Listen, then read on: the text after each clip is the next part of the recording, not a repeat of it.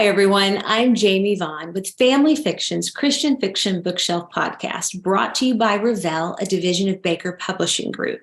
On today's episode of the Christian Fiction Bookshelf podcast, I have Shelley Shepard Gray, and she's going to talk to us about her new book called Her Heart's Desire. Hi, Shelley. How are you? Oh, I'm great, Jamie. Thank you so much for hosting me today. Absolutely. I'm thrilled about this. It's so fun. Well, good. Well, we're excited to have you on today, and I am excited to hear all about Her Heart's Desire. So, what can you tell me about the book without giving away too much? You know, two things that I think ring true about this book, and that it's the first book in a trilogy. It's Okay. all about a bunch of Amish girls who are known as wallflowers. And it all takes place in Pinecraft, which is an Amish community right in the central part of Sarasota. Mhm. And it's like a spring break place, a place for Amish snowbirds. So these girls are on a trip all kinds of events happen. Well, I grew up in Florida. I know about snowbirds. I don't think I've ever met an Amish snowbird. Well, you know, it was funny. Like the reason I wrote my first Pinecraft novel was I was sitting in my Amish friend's kitchen, and her Mhm. daughter, who's in her 30s, came in, and it was February. And I remember this because I'm in jeans and boots and a sweater, and Okay. she has a tan. And I'm like, wait a minute, where did you get this tan? And she goes, oh, we just got back from spring break. And that was a total aha moment. Like, Uh-huh. didn't know the Amish took their kids to Florida on spring break. Anyway, we got to talking. She told me all about Pinecraft, all about the Pioneer Trails buses that everyone travels down Mhm. from Ohio and to go. And I just thought, I need to get there one day. Yeah. And so I think I've since been there about 6 or 7 times. Oh, I'm wow. a I huge didn't realize. fan of it. Yeah, I didn't realize it was real. Oh, absolutely, it's real. No, and it's real small. You know, if you're traveling to Sarasota for whatever reason, if you don't know where to look, you probably don't even know it exists. But if you do, there's Amish everywhere. Oh, And wow. it's a lovely place. I'm very, very fond of it. Oh, nice. So I'm going to have to go check that out. I'm in Nashville, and we have a community, a fairly big community, about an hour outside. And we always go in the fall and stock up on jellies and jams and candles. And in the summer, you go over for fresh vegetables and stuff like that. So I love my interactions with the Amish community. So I didn't realize there was Right. one that far south. So I'm going to actually have to get down there and see it. Oh, sure. If, if Yeah. if for nowhere else, there's a neat restaurant there called Yoder's. Everyone goes, everyone Mhm. stands in line, and you'll get to have some pie. So this is the first in your Pinecraft series. How many more books are there going to be in the series? There's two more, Okay. and the great thing that I'm so excited about this series is they all come out in 2023. Wow. I'm a voracious reader myself, and Mhm. there's nothing worse than getting attached to some characters and being Mhm. so excited for the next book. And I've done this. I'll go on Amazon to see when the next book comes out, and I'm like, wait a minute, I have to wait a Mhm. year. Yeah. That the next book in this series comes out in June, and then Okay. it finishes up in November. So if people are invested in these girls that meet on a bus, and kind of find themselves in the middle of Florida, I hope they'll look for the other books. So how are they all interconnected? You know, what I have is, as I've said before, that a lot of people take this bus down to Florida. It Mhm. makes several stops in the Midwest. People get on, and it travels about 16 hours to get to Pinecraft. So, Her Heart's Desire opens with these three girls are stuck in a hotel room outside of Atlanta. There's an Mhm. ice storm. They are put in a room together, and they start talking like strangers do. Right. And they realize that they are all about the same age. They're in their late 20s. And for whatever reason, they kind of didn't catch on in their communities.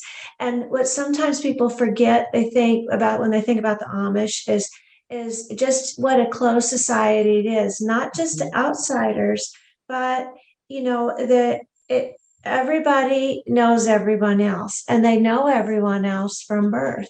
So Mhm. say you're a gal like Mary Margaret and you kind of do something stupid when you're 12, Yeah. nobody lets you forget it, Mhm. right? There is no feeding into the middle school or the high school or getting to move away or people come in. And so she always felt kind of tainted by a mistake that happened. And she finds out that the other girls had different situation, but felt just as confined in their communities. Mhm. It's not that they don't want to be Amish, not that they don't love their family and friends. They're eager for a fresh start. Kind of Right. like if you were English, maybe you moved to a new town to go to college or start a new job. Well, Mhm. these girls decide to go on a month-long vacation to Florida just to get to know some people that don't know their whole history, Right. just to get to know the person they are today, not the person they used to be. Mhm. And that resonated with me. I feel like anyone, whether you're Amish or not, a boy or girl, whatever age, you can identify with that. Mhm. So that's kind of was my hook, but for the whole why I started the series.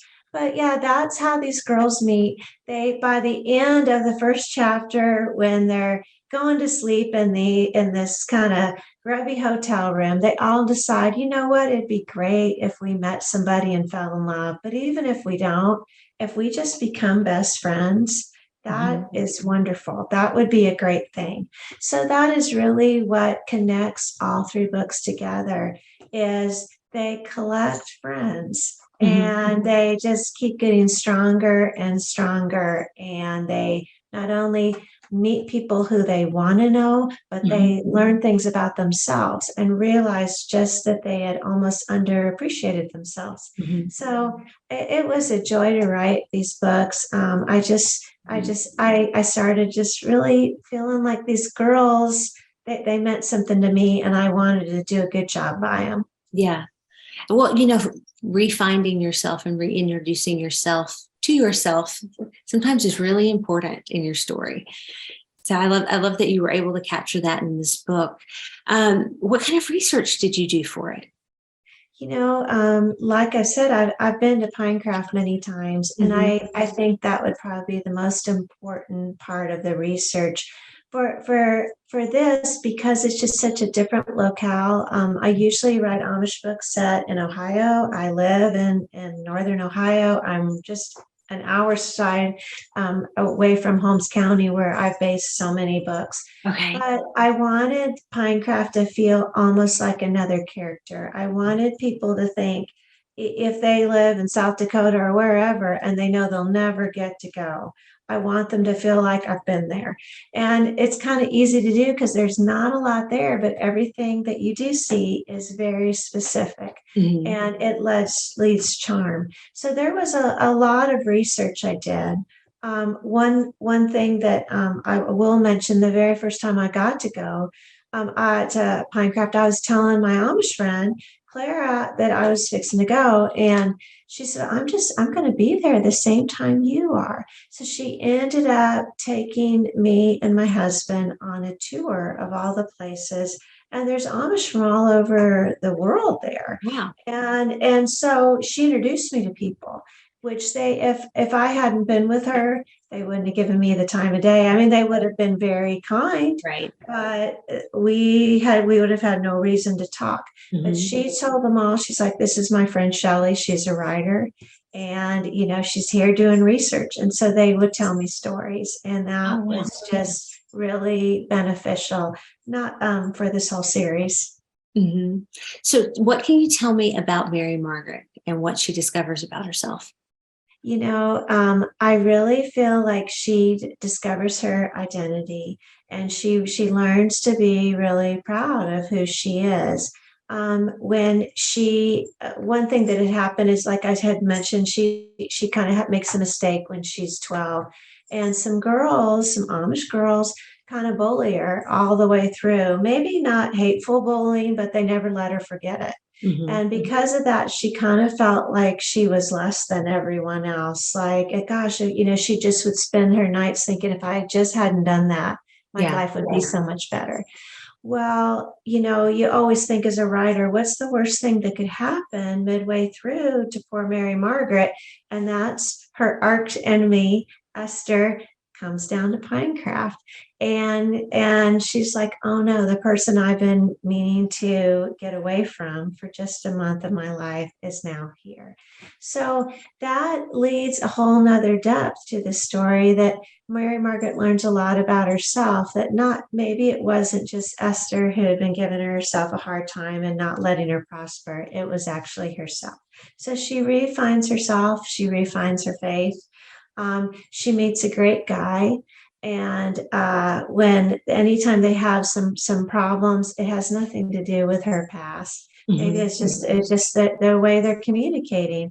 Seems they both have a couple of secrets that they maybe should have told each other a little earlier than they do. So that's kind of Mary in a nutshell. It kind of a fun fact is I loved her name. But when I was writing it, it was a mouthful. Every time I would be like, Mary Margaret, Mary Margaret. And my editor was like, we got to cut down that Margaret. Let's just call her Mary throughout most of the book. So in my head, she's still Mary Margaret. But if a person's reading the book, they'll be like real close with her, because she's going to they're going to be on first name terms just to Mary. Well, I will tell you, down here in the South, most Marys have a middle name that they go by as well. So you got Mary Margaret, Mary Catherine, all of that. So I would have not even thought anything about saying and reading Mary Margaret. Right. Well, I'm from Houston, so maybe that's it. Maybe when you hear all those double names, it's fun when you're in person. When you're typing it, you're just like, my goodness, this is a lot of Mary Margarets. Yeah. In fact, we had a conversation about that recently. I had an intern in my office it was a Mary, and everybody was really confused because it was two names. And I'm like, no. Down here, we all have two names. So right. Just go with it. I don't think anything of it when I hear a Mary Margaret. I'm very, very used to that. So, Shelley, when somebody finishes the last word in the book and they close it, what do you want them to take away from it? I guess selfishly, I want them to be anxious to pick up the next book in the series. But beyond that, I write books for my readers, and I write books. I hope that they'll feel like, if it's a book in Pinecraft or not, a little vacation. I just want them to enjoy it. I want them to be glad they picked it up, whether it's at the library or at the bookstore, and then they spend 3 hours or 4 hours of their time. And I want them to close it and be just like, Shelley, that was a good book. I'm glad I took a chance on this. And so that's really, it's kind of sounds simplistic, but that's really my whole goal is I write a book hoping that I end the chapters well, that they're going to want to turn into the next page, and that I try to give them an ending that they'll be pleased with, that they'll be like, you know what, this whole world with Mary Margaret's good. Let's see what's going to happen with her best friend Betsy, Yeah. So those are my expectations. Wow, that's exciting. So next one is June, and remind me again when the third one comes out.